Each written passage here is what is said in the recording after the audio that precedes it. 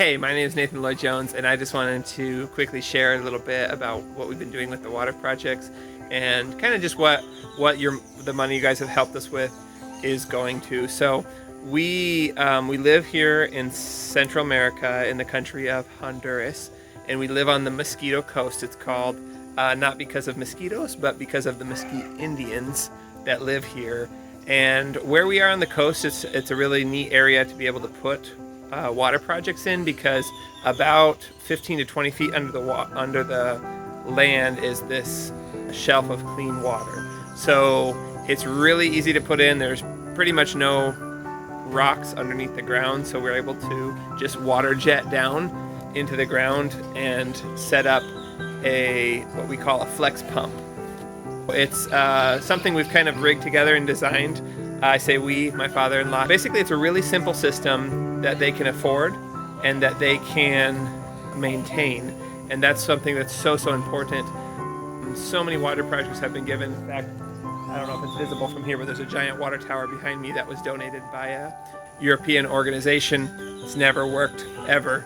They invested millions of lempiras in building these water towers out here, and they've just never functioned. So what's incredible about these little flex pumps that we're putting in per family, each family is responsible for their flex pump, and they can afford to maintain it. When it breaks, it takes 75 cents to $3 to fix usually.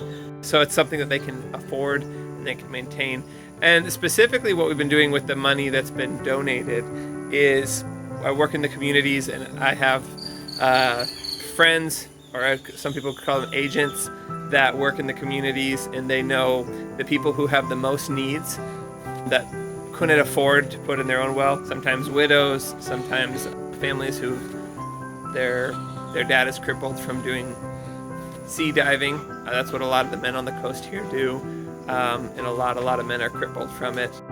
We're always trying to find families first and foremost that can't afford to put it in themselves, and we've been trying to help them with that.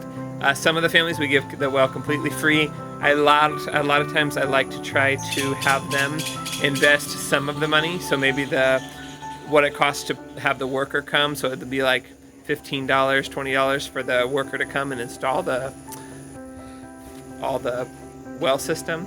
And we say, hey, you can pay that part, and we will supply all the equipment to put it in and the material to put it in. We found that works so much better, because when they have something invested in it, they take better care of it. Unfortunately, most of the time when you're given something free, you just don't realize how important it is and how valuable it is. So we try as much as we can to have them have something invested as we put in these well systems. So we've gotten to put in about 15 wells with the money that was donated, and we have that's all along the coast here, and in the little communities. There's just a lot of little communities that you'd call them, I guess, villages, and going from Pinales, which is the farthest village on the coast where we live, all the way down to Rio Platano, and we're here on the Ebon's Lagoon. And it's so neat. It's so neat. Many of the people that we get help with water, many of them, it's the first time ever that they've had fresh water, clean water, and right at their home, where they can just pump it right out of the ground from their home. Most of them have all their lives hauled water from a long way away. Many times it's from a dirty well, or from the river that's not very clean, or from the lagoon that we live right by. And that's what they use even to wash their dishes and everything. So it's really incredible that just 20 feet under the ground, they have limitless water for their home.